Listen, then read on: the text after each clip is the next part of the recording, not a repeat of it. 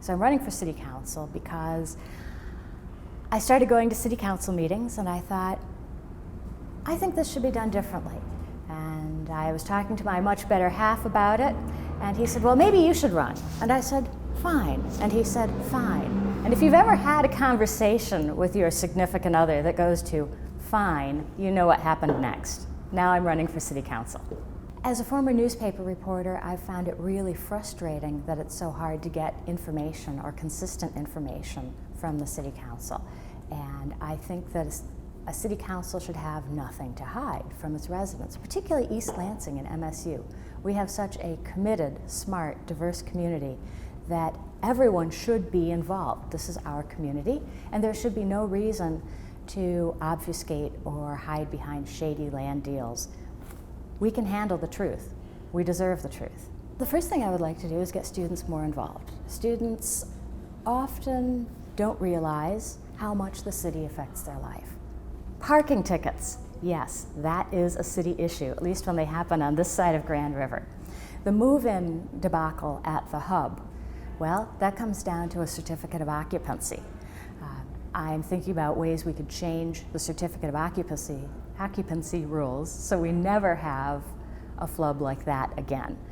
One rule might be that for a development of a certain size, you have to have the certificate of occupancy secured well in advance of the move-in day. There were complaints about the status of the building that throw into question some of the occupancy requirements. I will say the elevators, that's a horrific story. I always had a fear of being stuck in an elevator, and now it's not so unfounded. People used to tell me, Lisa, don't be ridiculous, that's unfounded. I'm like, no, it's not. That is a state issue, and I think there should be real answers about why that elevator was not marked for capacity, why the emergency button wasn't working, and also why the elevators were not working adequately for the number of people in the building. But mostly I want to hear from students. I've read these articles and people say, I know what students want. I don't. I have some idea, but the best idea is to come from the students themselves. So I would encourage them to reach out. I'm running classified ads in the state news. I want to hear from you. You don't need 53-year-old me telling you what you want. Come to me, tell me what you want. When you go to my website, you can register to vote. That's probably the most important thing you can do. One of my major issues is climate change because I worked in the energy industry, and I'm concerned about climate change, but this is really your issue. I'm 53. You guys own the future. So while as a gardener, I've seen the garden season expand by about a month in either direction over my life, as a gardener you can say, hey, that's kind of nice. I like growing my tomatoes. But it's going to have real ramifications globally. And one of the things that could have been different with the city of East Lansing is about 6 months ago, the City Council discussed global warming and green energy. And one of the city councilmen said, well, I don't want to buy green energy. I want us to generate it ourselves. I agree with that, but I also know from my energy law background that it can take up to years to site new generation. So since that council meeting in February, nothing has changed, except the world is getting hotter, the problem continues, and the city of East Lansing is not acting.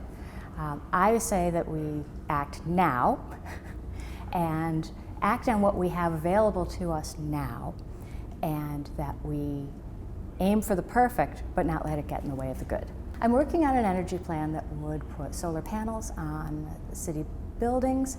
I'm working with friends, both volunteers as committed people, to come up with a plan.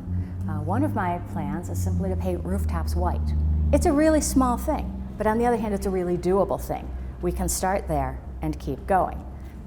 I would actually like to hear from anyone in the university community. I have a green forum going on by email.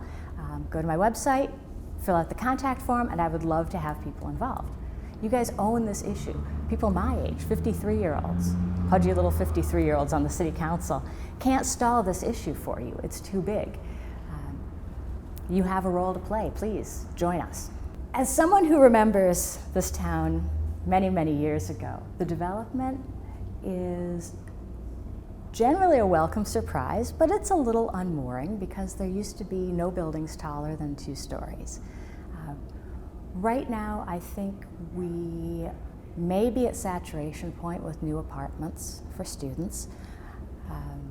One thing that's on the government nerd end of it and the lawyer end of it is that there are tax breaks that can be given for development. For the past 5 years, the city has been actively giving these tax breaks for development. That can be a good thing, but to automatically give tax breaks for development takes money out of the city budget, and that takes money away from police departments, firefighters, and what you end up with if these tax breaks are given too liberally is you end up with the neighborhoods subsidizing downtown. That puts a city out of whack. East Lansing is a great place to live. I've lived in places where people did not want to develop new things, and here people want to come here. But they want to come here because we have this great community and we have a quality of life. So we have to be sure that new development doesn't jeopardize that we, in city government terms, capture the revenue so we can keep up with the city services so everyone will be welcome and enjoy the community.